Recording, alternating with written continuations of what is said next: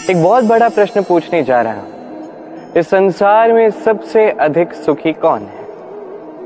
अब कोई कहेगा वो व्यक्ति जो सबसे अधिक धनी है, जिसके पास सबसे अधिक धन है, आभूषण है, स्वर्ण है। कोई कहेगा किसी राज्य का राजा, क्योंकि वो शासन कर पाता है, उसके आदेश के बिना कुछ भी नहीं होता, आदि इत्यादि। इसका उत्तर यदि मैं दूं तो मैं इतना ही कहूंगा कि संसार का सबसे सुखी व्यक्ति वो है जो संतुष्ट है। उसके पास संतुष्टि रूपी धन है जो उसको सुखी रखता है। अब ये संतुष्टि ये कैसे आती है जीवन में? ये आती है धैर्य के कारण। धैर्य ये भाव अत्यंत शक्तिशाली। ये धैर्य ही है जो हमारी धरती को धरती माता बनाता है, क्योंकि ये धरती माता धारण करती है, सहती है, धैर्य रखती है और अपना कर्म करती जाती है। ये धैर्य ही था माता सीता में जो रावण का अंत हुआ। ये धैर्य ही था जो नारायण ने कच्छप अवतार धारण किया, एक बड़े से पर्वत को अपने ऊपर धारण किया और समुद्र मंथन संभव करवाया। इसलिए सर्वप्रथम धैर्य को अपने मन में लाई। यही धैर्य आपको संतुष्टि की ओर ले जाएगा और यही संतुष्टि आपको लोभ, मोह, लालच से दूर ले जाएगी सुख की ओर। और तब ये मन प्रसन्न होकर कहेगा राधे राधे। मनुष्य सदैव बड़ा मनुष्य बनना चाहता है, सदैव इसी की कल्पना करता है। किंतु प्रश्न ये है कि मनुष्य बड़ा कब बनता है? जब वो धनी बन जाए, जब उसके पास अधिक मान हो, वो अधिक रूपवान हो या अधिक शक्तिशाली। मनुष्य बड़ा मनुष्य तब बनता है जब संकट के समय वो किसी के साथ खड़ा रहे। तो सर्वप्रथम ये सीखिए। कदाचित इसीलिए हनुमान राम के लिए इतने बड़े, कदाचित इसीलिए बलराम दाऊ मेरे लिए इतने बड़े। यदि आप भी जीवन में बड़ा बनना चाहते हैं तो किसी के साथ उसके दुख के समय में, उसके संकट के समय में उसका साथ निभाइए, उसके साथ खड़े रहिए। ये मन प्रसन्न होकर कहेगा राधे राधे। जीवन में सबसे अधिक महत्वपूर्ण वस्तु कौन सी? घर, वाहन, स्वर्ण, धन। यदि मैं आपको सत्य बताऊं तो जीवन में सबसे अधिक महत्वपूर्ण कोई वस्तु है ही नहीं। यदि कुछ महत्वपूर्ण है तो वो है भाव, करुणा, मित्रता, मातृत्व, वात्सल्य और सबसे अधिक महत्वपूर्ण प्रेम। अपने इस जीवन में यदि आप इस समस्त जीवन को वस्तुओं का खेल बना के रख देंगे तो जीवन में आनंद नहीं रहेगा। अपने इस जीवन को भावनाओं का घर बनाएं। ये मन प्रसन्न होकर कहेगा राधे राधे। मनुष्य की एक अत्यंत विचित्र प्रवृत्ति होती है दूसरों के विषय में, उनके जीवन के विषय में, व्यक्तित्व के विषय में, भविष्य के विषय में अनुमान लगाना। ये अनुचित है। किसी के भूतकाल को लोग देख के भविष्य बता देते हैं, वर्तमान को देख के उसका भविष्य का अनुमान लगा लेते हैं। उदाहरण दूं तो किसी दास को देखिए, उसे देख के लोग कहते हैं कि इसके भविष्य में ये हो सकता है, अनुमान लगाते हैं। अरे इस राजा को देखिए, ये तो कितना सुखी होगा, ये तो संसार का सबसे अधिक सुखी व्यक्ति होगा, कितनी सुख सुविधाएं हैं इसके पास, अनुमान लगाते हैं। सत्य तो ये है कि आप किसी के व्यक्तित्व के विषय में या भविष्य के विषय में पूर्ण सत्य कभी ज्ञात कर ही नहीं सकते, बस अनुमान लगा सकते हैं। और अनुमान लगा के कोई लाभ नहीं होने वाला, क्योंकि ये काल जो है ये अत्यंत शक्तिशाली है।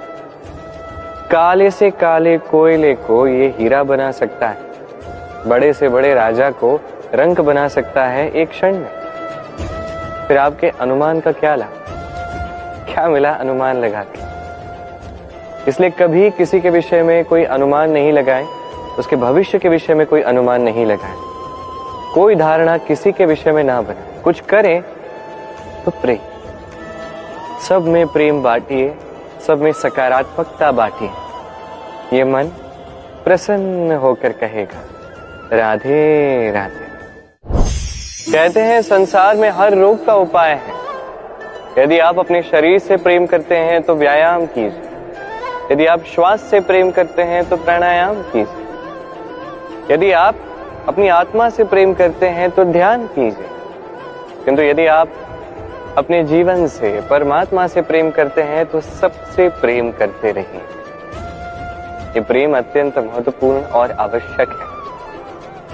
इस प्रेम से अच्छी ना कोई औषधि है, ना कोई आसन, इससे अच्छा ना कोई व्यायाम है, ना कोई प्राणायाम।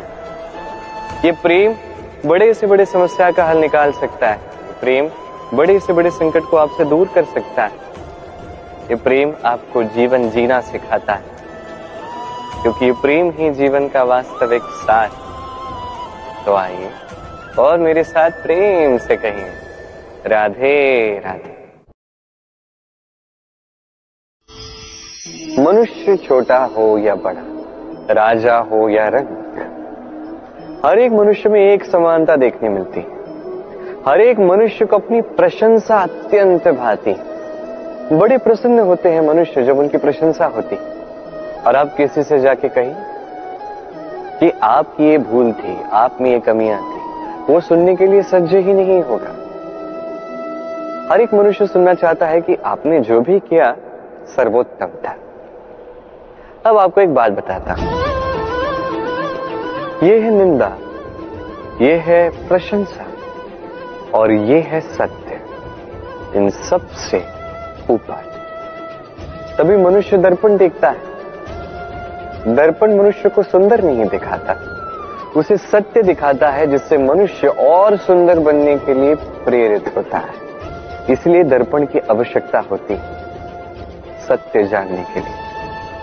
जीवन में निंदक प्रशंसक से कहीं अधिक महत्वपूर्ण होता है। क्यों? क्योंकि वो आपको आपकी कमियां दिखाता है, आपकी भूल दिखाता है, एक अवसर देता है आपको स्वयं को सुधारने के लिए और श्रेष्ठ बनाने के लिए, कि प्रशंसक नहीं कर पाता।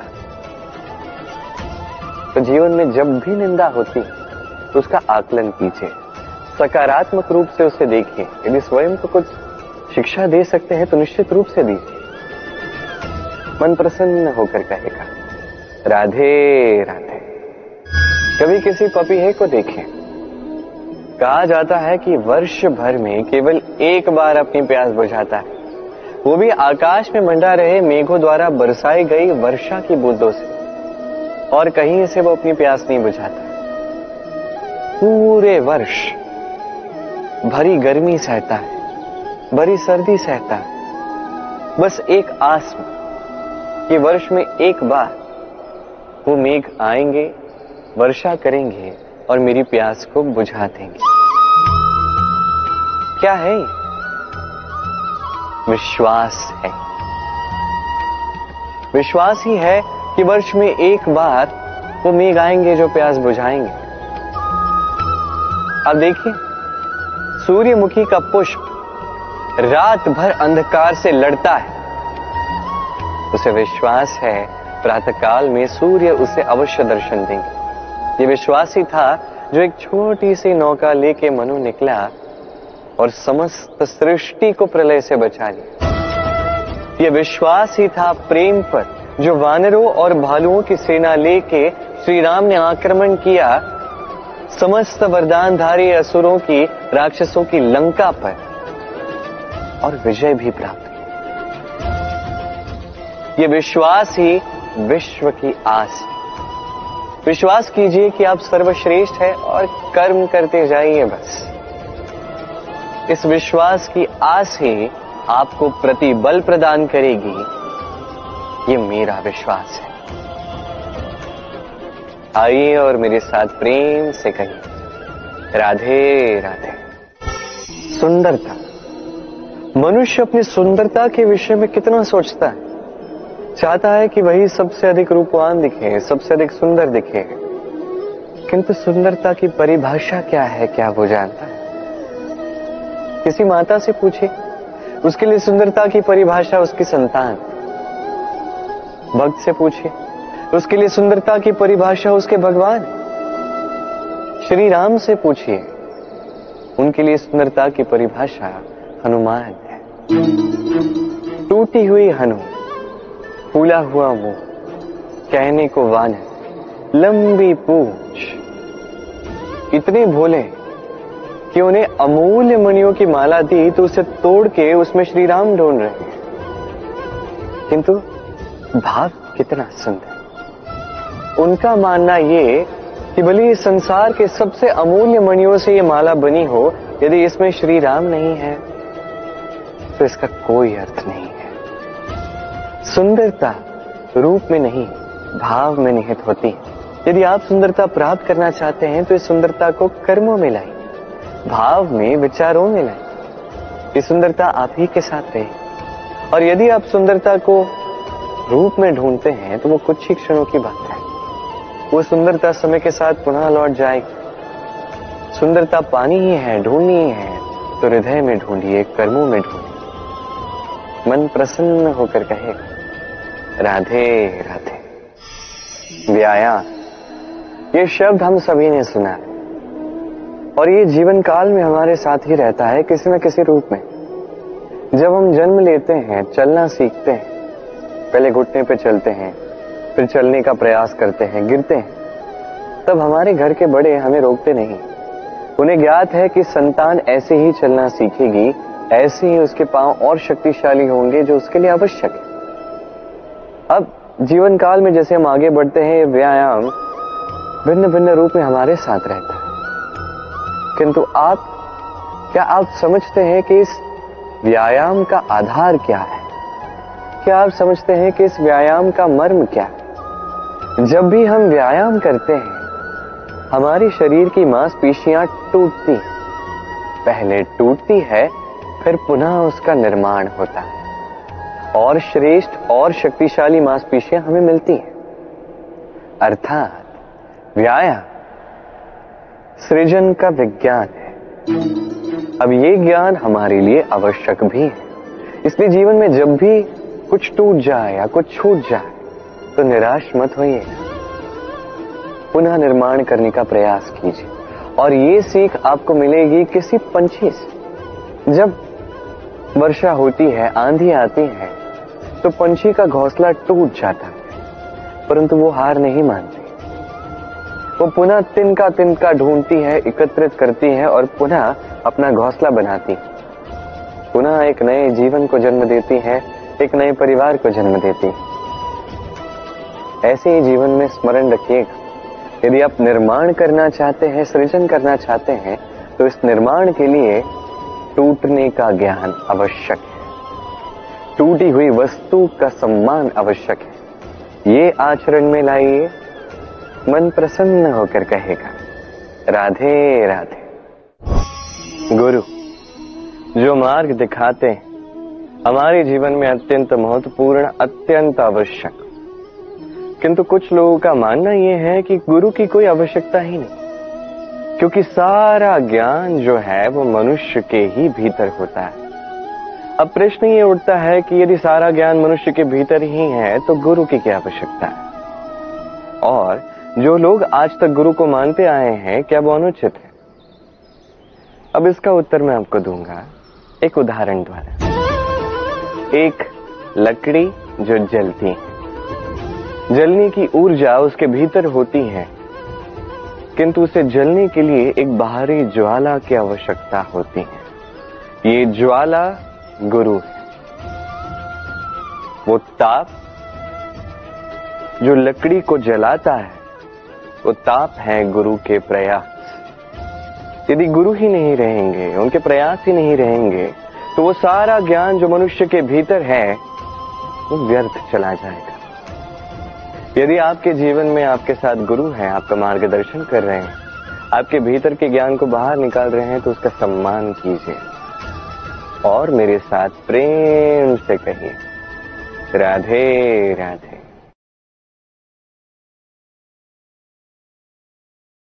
हुई धूप में जब हमारा शरीर जलता है, हमें गर्मी का अनुभव होता है, तभी यदि वर्षा होती है और वर्षा की बूंदें आके हमारे शरीर पे गिरती हैं तो कैसा अनुभव होता है। कि वर्षा की बूंदें जब धरा पर गिरती है, जो नाद उत्पन्न होता है, लगता है जैसे संगीत है। एक ऐसा संगीत जो स्थिरता से हमें समझाता है कि ये सूरज की गर्मी, ये धूप, ये सदा के लिए नहीं बनी रहेगी। सूर्य की किरणों में कितना भी ताप क्यों ना, जब वर्षा आएगी तो इन किरणों को भी शीतल कर देगी। सूर्य का तेज कितना भी अधिक क्यों ना, कभी ना कभी काले मेघ आएंगे और सूर्य को ढक देंगे। अर्थात ये प्रकृति हमें सिखा रही है कि किसी का भी प्रकाश, किसी की भी मेधा सदैव नहीं बनी रहती। अब बात की जाए यदि अंधकार की, तो रात्रि के काले अंधकार को एक छोटा सा जुगनू काट देता है। अर्थात अंधकार भी सदैव के लिए बना नहीं रहता। ये हम समझ गए। अब आपसे केवल 2 प्रश्न पूछता हूं। जब जीवन में कुछ भी सदैव के लिए आपके साथ नहीं रहने वाला, तो अभिमान किस बात का? और जीवन में यदि हर एक दुख, हर एक संकट, हर एक विपदा एक समय के पश्चात आपको छोड़ के चले जाने वाले हैं, तो हार क्यों माननी?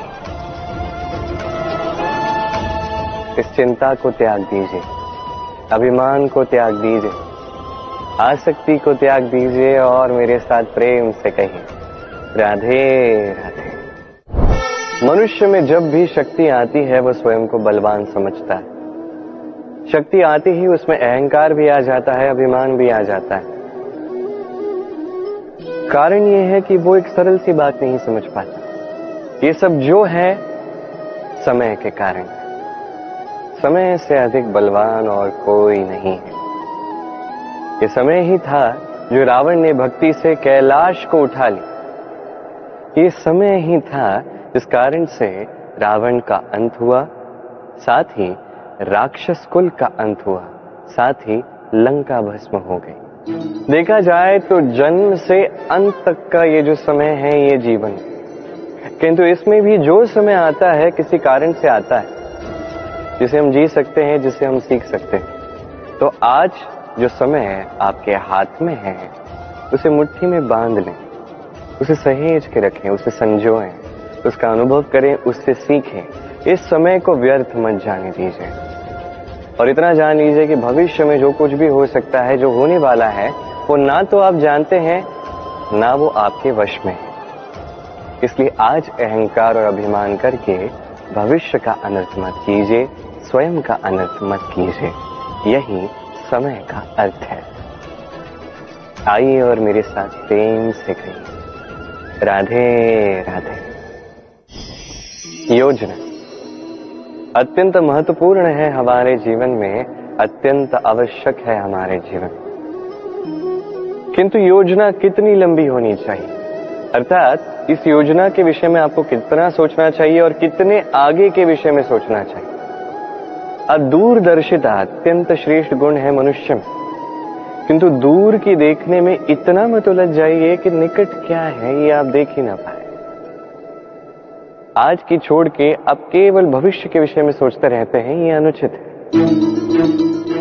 अब देखिए, योजना बनाइए किंतु उससे अधिक रहिए। इस क्षण का कुछ ज्ञात नहीं और आने वाले वर्षों के विषय में हम सोचते जाते हैं।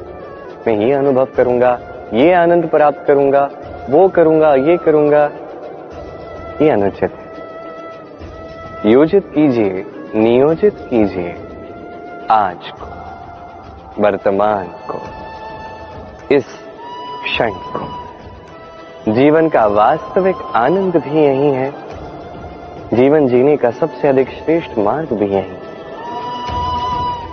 आइए और मेरे साथ प्रेम से कहें, राधे राधे। आपत्ति आपको त्रस्त करके रख सकती है, परंतु ये आपत्ति हर एक के जीवन में किसी कारण से होती है। ये आपको दिखाती है कि आपकी क्या कमियां हैं, क्यों है। ये आपत्ति वो माध्यम है जिससे आप अपनी दुर्बलता को सबलता में बदल सकते हैं। किसी पुष्प को ही देखिए, एक पुष्प उसकी छाती में जब सुई छेद करके पार हो जाती है तभी तो हमारे प्रभु के लिए फूलों की माला बनती है। इसलिए कभी भी इस आपत्ति से भयभीत मत होइए, इससे दूर मत जाइए, इसका स्वागत कीजिए। समझिए ये आपत्ति क्यों है। आपत्ति को समझेंगे तभी जीवन को समझ पाएंगे, जीवन को समझ पाएंगे तभी आपत्ति को संपत्ति में बदल सकते हैं। आइए और मेरे साथ प्रेम से कहिए, राधे राधे। पुरुषार्थ। शास्त्रों में 4 पुरुषार्थ बताए गए। पहला है धर्म। तो अब जानते हैं कि ये धर्म क्या है। आपको क्या लगता है धर्म क्या है? क्या किसी विशेष ईश्वर को मानना धर्म है, या किसी विशेष रीति का पालन करना धर्म है, या किसी विशेष साहित्य को सर्वश्रेष्ठ मानना धर्म है? नहीं, धर्म वो है जिसे धारण किया जा सके, और धारण केवल उसे किया जाता है जो पवित्र हो। पवित्र उसे कहा जाता है जो निस्वार्थ हो, जिसमें शासन की कोई चाह ना हो, जो सहजता से बहता रहे, जलवायु की भांति। जब कोई व्यक्ति धर्म धारण करता है और वो धर्म उस व्यक्ति की रक्षा करता है तो उसे धर्म कहते हैं। धर्म जो रक्षा करता है अहंकार से, बुरे विचारों से। इसलिए पुरुषार्थ बनने से पूर्व, धर्म का पालन करने से पूर्व, धर्म का उचित मर्म क्या है ये समझ लीजिए। जान लीजिए कि हर धर्म का आधार, हर धर्म का मूल केवल प्रेम है। आइए और इसी प्रेम के साथ कहें, राधे राधे।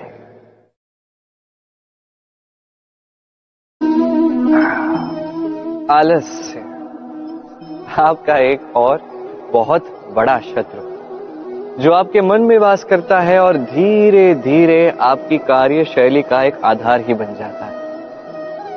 हर कार्य में देरी करना, यह है आलस्य जो सब कुछ नष्ट कर सकता है। ये कार्य आज नहीं हुआ, कोई बात नहीं, कल कर लेंगे। प्रकृति हमें ये नहीं सिखाती। सोचिए यदि सूर्य ये कहने लगे कि कल उदित नहीं होते, कुछ दिनों पश्चात उदित होते हैं, तो क्या होगा? समस्त पृथ्वी का नाश हो जाएगा, है कि नहीं? देखिए इस आलस्य पे एक बहुत सुंदर कहावत है, आलस्यस्य कुतो विद्या। अर्थात जो आलस करता है उसे विद्या नहीं मिलती, ज्ञान नहीं मिलता। अब जिसके पास ज्ञान नहीं वो धन अर्जित नहीं कर पाता, उसके जीवन में सुख संसाधनों का अभाव होता है, मित्रों का अभाव होता है। जहां सुख संसाधन नहीं, मित्र नहीं, अपने लोग नहीं, ज्ञान नहीं, वहां आनंद कैसे वास करेगा? इसलिए कहा जाता है जो कर्म करता है वही संसार का कोई भी सुख हो उसे भोग सकता है। तो कर्म कीजिए, समय का सम्मान कीजिए, इस आलस्य पे विजय प्राप्त कीजिए। और मेरे साथ प्रेम से कहिए, राधे राधे। क्रोध आपके भीतर का एक और शत्रु। ये क्रोध क्या है?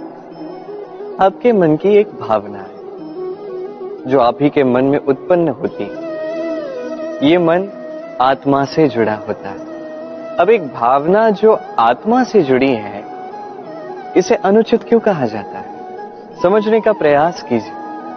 क्रोध कभी कभी आवश्यक भी होता है, विशेष रूप से तब जब आप एक उचित पक्ष में खड़े हैं, सामने वाला अधर्म के पक्ष में खड़ा है और वो विनम्रता से ना माने। जैसे श्री राम क्रोधित हुए थे सागर पर, वो उचित था, और तब तक उचित है जब तक आप क्रोध को साध सकें। यदि क्रोध आपको साधने लगा तो परिस्थिति कुछ ऐसी हो जाती है। सामने एक व्यक्ति है जिसे क्रोधवश आप हानि पहुंचाना चाहते हैं। आपने एक अंगारा उठाया।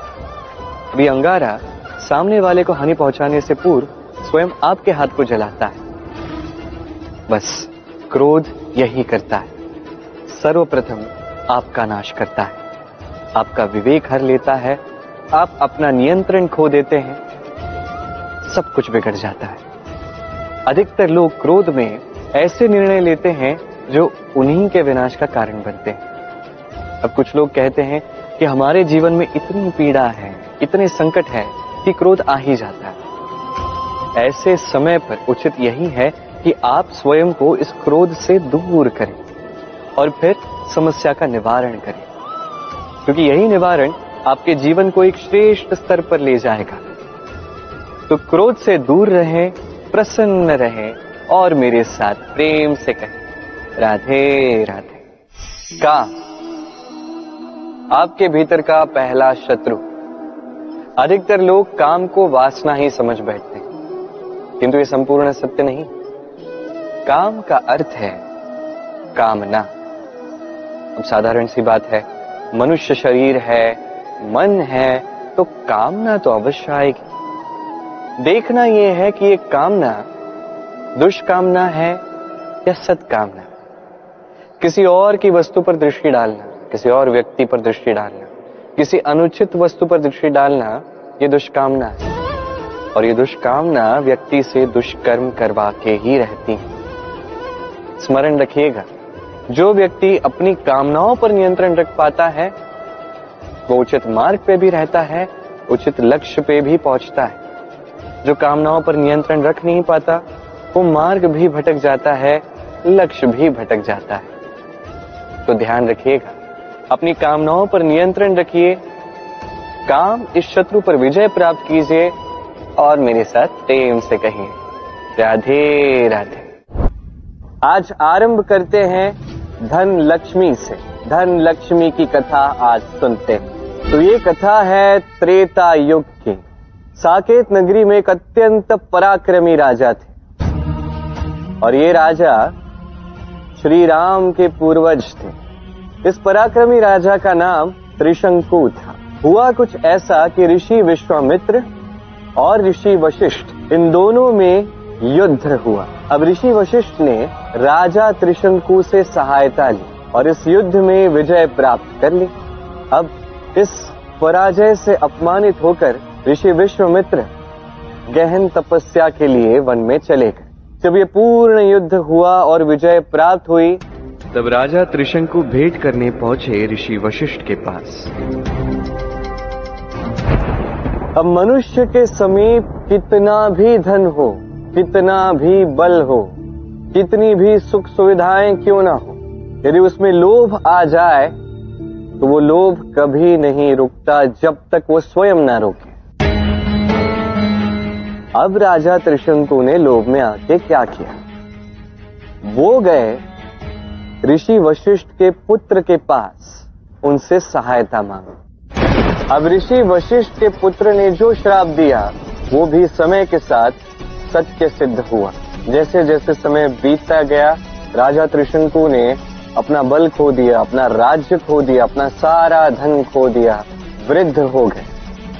सब कुछ खोने के पश्चात वो ऐसे ही वन में एक दिन भटक रहे थे कि उन्हें तपस्या करते हुए ऋषि विश्वामित्र दिखे। वो तुरंत ही उनके पास गए, उन्होंने उनके चरण पकड़ लिए, उनसे विनती की कि कृपा करके ऋषि वशिष्ठ और उनके पुत्र के श्राप से उन्हें मुक्त किया जाए। अब ऋषि विश्वामित्र ऋषि वशिष्ठ का नाम सुनते ही वो अपमानजनक पराजय उन्हें स्मरण आ गई और अब ऋषि विश्वामित्र को अपने प्रतिद्वंदी से प्रतिशोध लेने का अवसर मिल चुका था। और तब महादेव पहुंचे ऋषि विश्वामित्र के पास, उन्होंने उनसे बात की, उन्हें समझाया।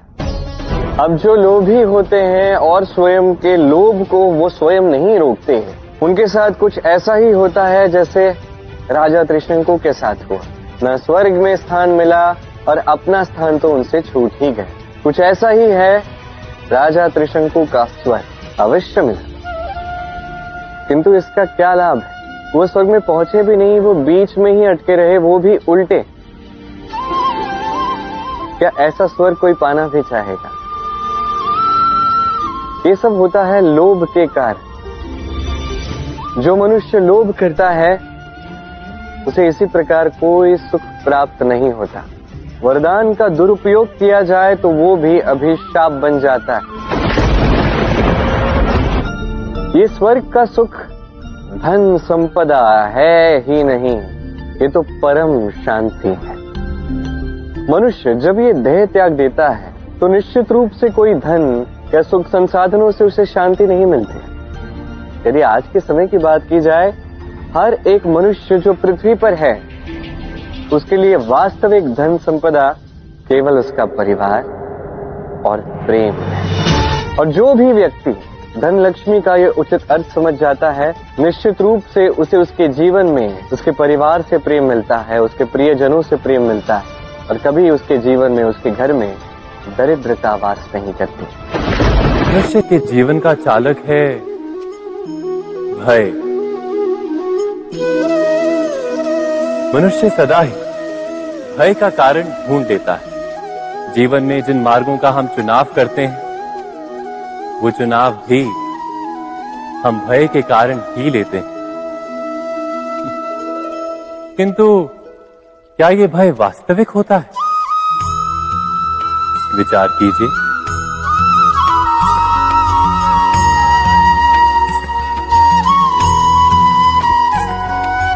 भय का अर्थ है आने वाले समय में विपत्ति की कल्पना। किंतु समय का स्वामी कौन? ना तो हम समय के स्वामी हैं, ना हमारे शत्रु या प्रतिस्पर्धी। समय तो ईश्वर के अधीन चलता है। तो क्या यदि कोई आपको हानि पहुंचाने के लिए केवल योजना बनाता है, वो वास्तव में आपको हानि पहुंचा सकता है? नहीं। किंतु भय से भरा हुआ हृदय हमें अधिक हानि पहुंचाता है। क्या ये सत्य नहीं?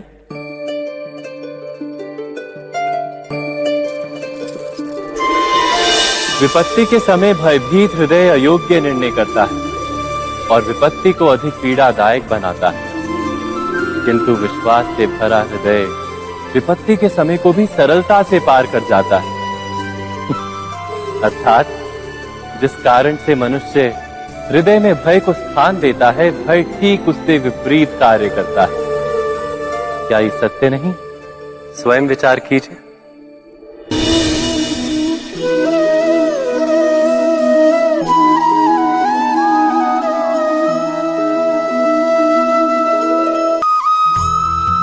जीवन में आने वाले संघर्षों के लिए जब मनुष्य स्वयं को योग्य नहीं मानता, जब उसे अपने ही बल पर विश्वास नहीं रहता, तब वो सद्गुणों को त्याग कर दुर्गुणों को अपनाता है।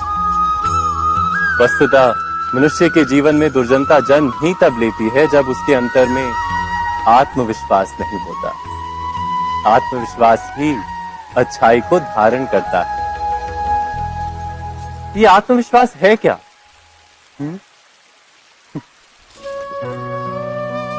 जब मनुष्य ये मानता है कि जीवन का संघर्ष उसे दुर्बल बनाता है, तो उसे अपने ऊपर विश्वास नहीं रहता।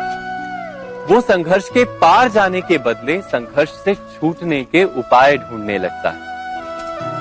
किंतु जब वो ये समझता है कि ये संघर्ष उसे अधिक शक्तिशाली बनाते हैं, ठीक जैसे व्यायाम करने से देह की शक्ति बढ़ती है, तो प्रत्येक संघर्ष के साथ उसका उत्साह बढ़ता है। अर्थात आत्मविश्वास और कुछ भी नहीं, मन की स्थिति, जीवन को देखने का दृष्टिकोण मात्र है। और जीवन का दृष्टिकोण तो मनुष्य के अपने वश में होता है ना। स्वयं विचार कीजिए।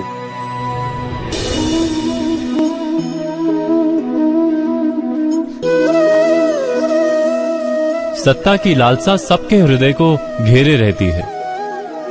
प्रत्येक व्यक्ति अपना एक राष्ट्र निर्मित करने का प्रयत्न अवश्य करता है। फिर वो राष्ट्र कुरु राष्ट्र की भांति बहुत बड़ा हो या फिर अपने परिवार तक सीमित हो, वो सत्ता प्राप्त करने का प्रयास अवश्य करता है। किंतु सत्ता का वास्तविक रूप क्या है? क्या हमने कभी विचार किया है? एक मनुष्य जितने अधिक लोगों के जीवन को प्रभावित कर सके, जितने अधिक लोगों के जीवन की स्वतंत्रता पर अंकुश रख सके, उतनी ही अधिक सत्ता का अनुभव करता है वो।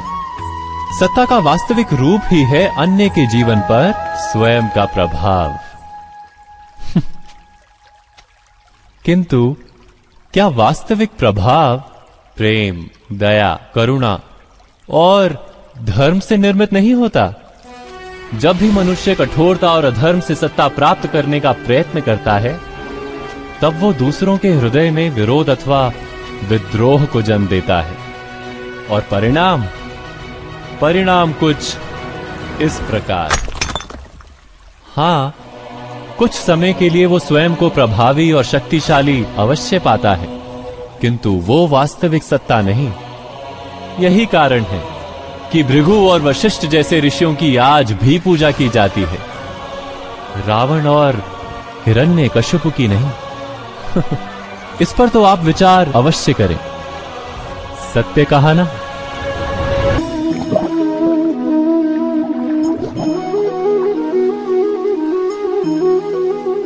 इस संसार में आने वाला प्रत्येक बालक संपूर्णतः संस्कार रहित होता है। उसके अंतर पर ना किसी अच्छे संस्कार के चिन्ह अंकित होते हैं, ना ही बुरे संस्कार के। अर्थात जन्म से बालक में ना कोई गुण होता है और ना ही कोई दोष। तो ये दोष अथवा गुण किस प्रकार प्राप्त होते हैं? क्या हमने कभी विचार किया है?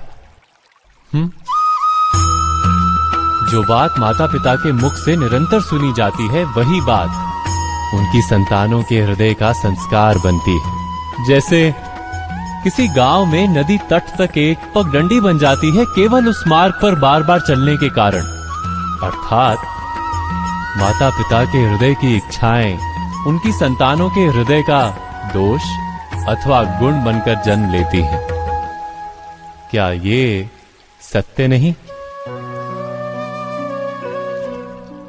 पर फिर भी जब उनकी संतानों में कोई दोष दिखाई देता है, तो माता पिता आश्चर्य और दुख से भर जाते। माता पिता का हृदय ये प्रश्न करता है कि उनकी संतानों में ये कुसंस्कार आए कहां से? सत्य तो यही है कि माता पिता अपनी संतानों को अनजाने में ही कुसंस्कार के बीज दे देते हैं, जो उनके संतानों की हृदय भूमि पर कुसंस्कार का वृक्ष बनकर उगता है। अर्थात अपनी संतानों को सुसंस्कारी और धर्ममय बनाने की आशा रखने वाले प्रत्येक माता पिता को प्रथम अपने हृदय की इच्छाओं पर अंकुश रखना क्या अनिवार्य नहीं?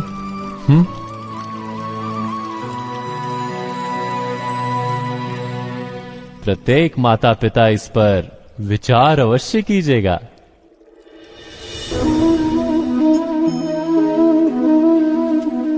मनुष्य का स्वभाव है कि वो स्वयं को, अपने परिवार को, अपनी संतानों को अधिकतम सुख प्राप्त हो ऐसी इच्छा रखता है।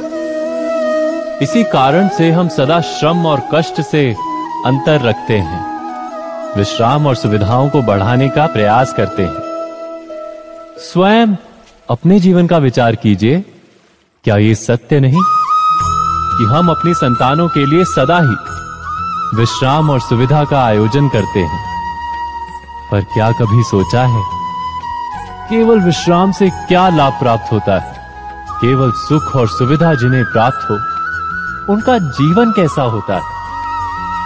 शरीर जब श्रम करता है तो अधिक स्वस्थ बनता है। बुद्धि भी जब कठिन चुनौतियों का सामना करती है तो अधिक तेजस्वी बनती है। ये हम सबका अनुभव है, पर हम शायद ये भूल जाते हैं कि मन और आत्मा को जब कठिनाइयां प्राप्त होती हैं, तब वे भी अधिक बलवान होती हैं।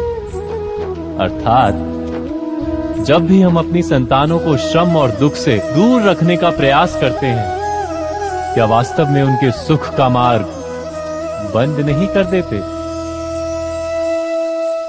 स्वयं विचार कीजिए।